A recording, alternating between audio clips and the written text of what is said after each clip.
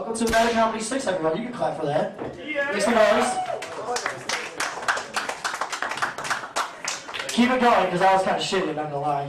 Make some noise. Right now, the Comedy 6. Night of Comedy 6. Coming in. 6. We've been doing this for 6 years. Times. Months. We've been doing this for 6. We've been doing this for 6 months. That's a pretty long time. That's half a year. That's 8 Kim Kardashian weddings. It's a pretty fucking long time. Yeah. How's everybody doing? Good. Good? Glad you're in the one? What? I said thank you for asking. You guys didn't ask how I was doing. It's kind of shitty. How are you? I'm good. I'm great. I'm awesome. I've been better. I've had better times. Kind of sick under the weather. Weather kind of sucks. But, I've been... Pardon? What? I'm sorry. You want to go outside? Might be a little bit warmer. Sorry, I didn't have to show it next time. I think it's 2 strikes on you. Didn't you interrupt our last show? Yeah, man. 2 strikes, 3, you're fucking out of here. It's like baseball. I know, why? I know, why? Don't fucking time, you know? I know, I would apologize. I say fuck a lot. It's kind of my favorite word. I do apologize for the swearing. If you can't handle it, go fuck yourself. No, but... I've been kind of confused lately and sick about life and stuff like that. I'm getting older and I'm trying to figure out if what I'm doing is what I want to do in my life. And I went to my father for advice, like I always do, like any son does, unless your father's an alcoholic or something, I don't know. But if you don't know, I am Mexican, American, I am Latino. You can clap for that if you want to. That wasn't cold. Is that you? Yeah. Is that Keith? Say hi to Keith, everybody. Hi, Keith! If you can't see him, you can just see his white outline of his shirt. It's kind of blends into the yeah.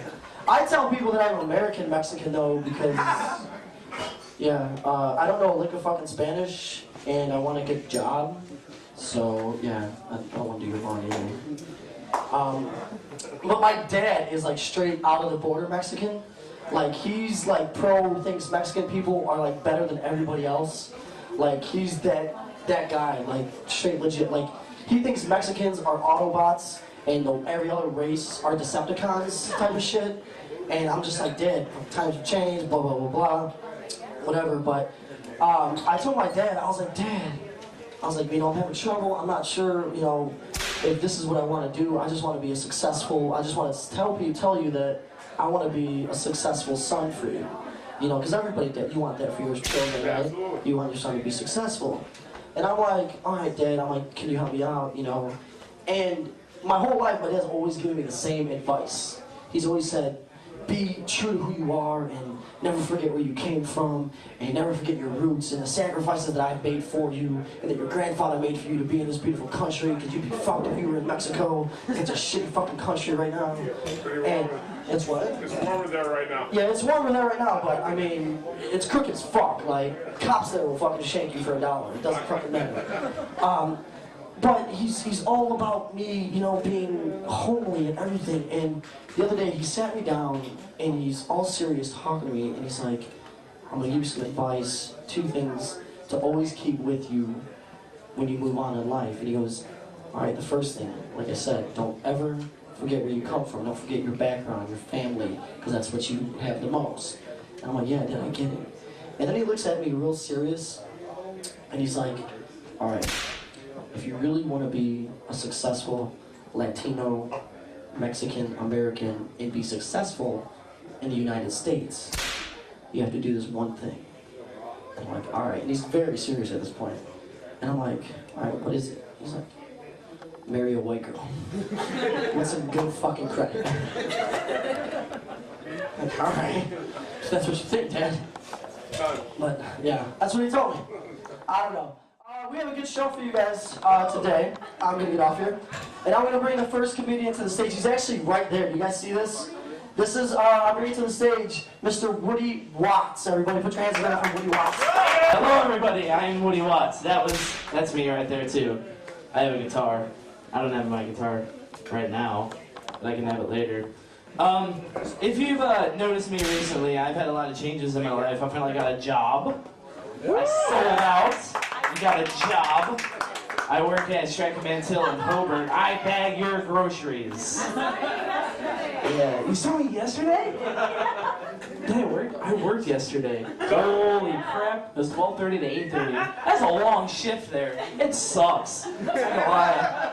Did I carry your groceries out? Double bag. You were on the aisle next to it. Oh, you should have tipped me anyway. I can use that money. But I got a job. I got my license. Ooh yeah, cause I waited so long. And I'm getting money. I got a car. Yeah, I got my first car. It's how much did we pay for it, Dad? It was $1,000. Yeah, it's a 1981 Cutlass Supreme. It's an original deal. Yeah, it's pimping. Yeah, it's pimping. I'm telling you that right now. The radio The radio works. I actually didn't know how to set the AM/FM channels. I'm like, Dad, what do I do? And I pulled the knob out. There is no FM. No, it's FM. There's no AM actually. It sucks. I can't get my morning talk shows. But I'm sporting the sweater vest because I'm very professional now. Because I got a job. I can't express to you guys enough how much I have a job now. It's awesome. I get money. I bought an iPhone. Because that's what kids my age do, is buy iPhones. Blog. And what? Blog. Oh, I don't blog. I work for a blog site, actually. Oh, that's sad. But, yeah, I've recently gone through a lot of changes in my life. I'm wanting to, hopefully one day, actually produce a show on Broadway. Who here has heard of the vagina monologues? Yeah. I'm not gonna produce the vagina monologues. I'm actually gonna get old timers, which that's what I call old people. I'm gonna get them from different hospitals that have heart problems, and I'm gonna put them on Broadway, and I'm gonna call it the angina monologues. Oh! That went over awesome. I'm so happy right now. I'm doing stand-up, guys. There's no guitar. Oh man. Well, like I said, I'm going through a lot of changes in my life. With the iPhone, I got the thing called iBooks, and the first book that I actually got on there is called the Book of Mormon. I felt like getting involved in the whole religion thing. So I figured, what could be the best religion to learn? And it was Mormonism. Who here knows what Mormonism is? Exactly. You know what Mormonism is? Knock at your door every day. That is true. They do that. They do that too, though. What Mormons actually believe in is they believe that there was a family in Jerusalem that, I don't know how big the family, it was kind of like Cheaper by the Dozen. And then God said to the father, hey, you need to go to America, or this place across the seas. And he was like, all right, I'll go just because you tell me to, God. So he went, and his family, they got to America, and they said Jerusalem was going to fall, so he went to America. And what he did was he started preaching more about Mormonism and his beliefs to his children. But the children that didn't believe were outcast from God, and they were turned red. Their skin was turned red. And the story of Mormonism is that was the first Native Americans. Why? Why would someone believe that? It's a little book that says, hey, I know where the Indians came from. Jerusalem! Right before it fell, that's where they came from. I don't even know. I gotta find out what my last thing on here was. I already did that. I already did that too. I already did that. Did I talk about my life? Did I talk about my job? My job? My car! Oh yeah, we talked about my car. I look like a pimp in that thing. I'm dead serious. I need a fedora with some fuzzy dice. And whenever I see a lady, I'm like, hey, I got some fuzzy dice for you. 7 from heaven. Huh? 7 from heaven. Sorry. Okay, for those of you who have seen me do stand-up, I'm going to do something that you have seen before. I'm gonna go over there and get my sweet guitar for you.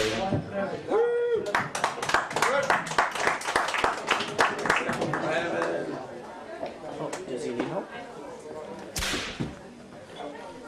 What are you doing here?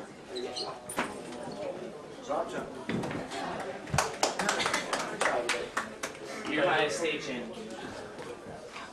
And it's not Asking for work again, actually. might be, but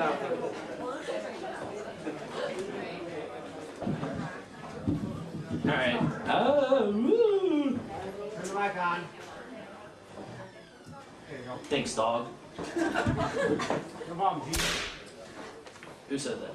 I did. Who's that? Oh, okay. You guys want to hear about Amish people first, or you want to hear about a teacher? Teacher. The teacher. Teacher. Amish teacher. Buy the songs. Sir, is there such thing as an Amish teacher? Yes. In the computer lab. No. Highly doubtful. Ha!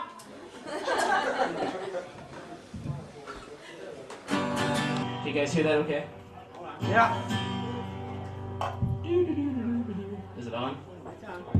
Oh, it's on. This is a new song that I wrote probably a couple weeks ago. I made it because I fell in love with my biology teacher. And I wrote this song for her.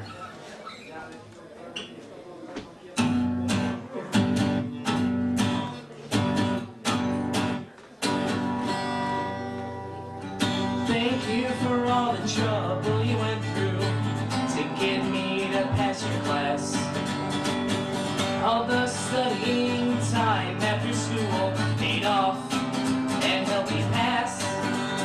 We started when the bell rang after the last hour and kept going until 7:45. Again, thank you very much. I can't express myself because science is a subject I hate. Thank you. I'm so glad you see that I'm a bad student.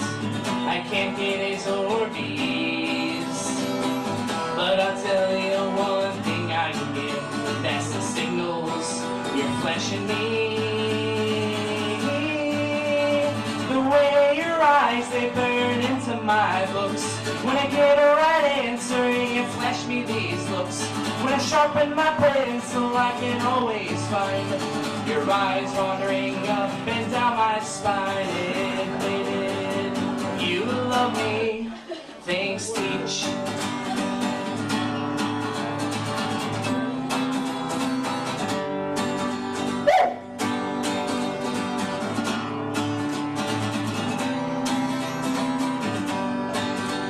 When that kid threw the paper at you the other day, I was the only one who stood up for you.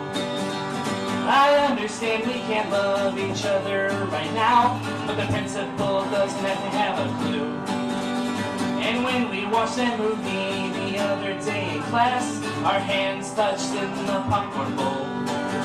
And you know the purple sweater I got you for Teacher's Day, I bought it with my allowance, it's from Kohl's.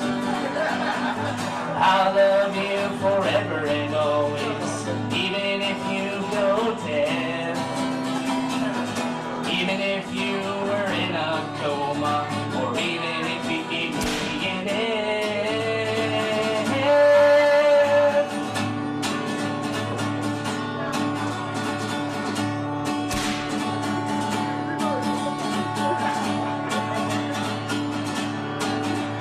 You sat through my nonsense and laughed at all my jokes. I've known forever this is no hoax. I'll bring in a ring and marry you someday. I'll even come back when I graduate. Admitted you love me. Thanks, teach.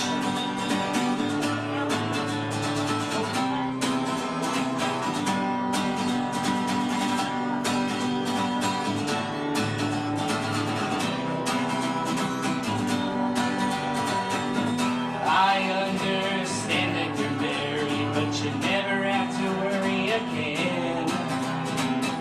For your other half is in the cemetery. That's right, I killed your husband.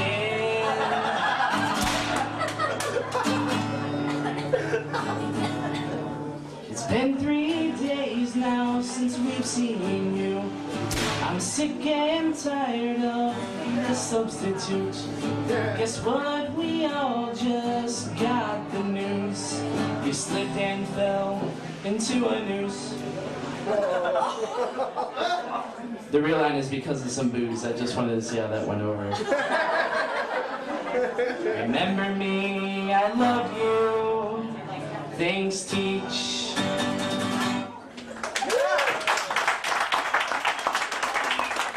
One more? What's that? Alright. I gotta do everyone's favorite then.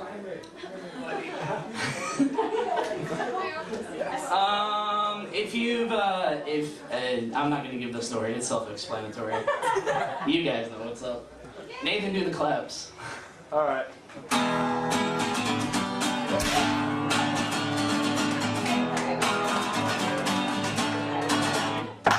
How do you have sex if you have no penis?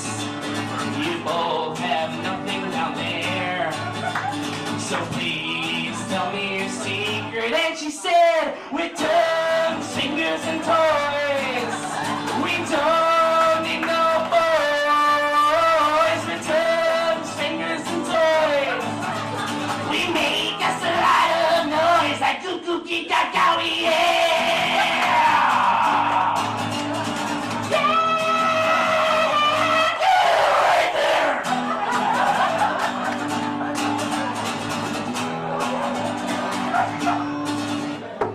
I was so dumbstruck, I couldn't believe my ears. With a tongue in your mouth and them fingers on your hands. Toys, I hope it wasn't my G.I. Joe that you used. Your tongues, fingers, and toys. We don't need no boys. Your tongues, fingers, and toys. We make us a lot of noise. Like, come on, baby, yeah, yeah.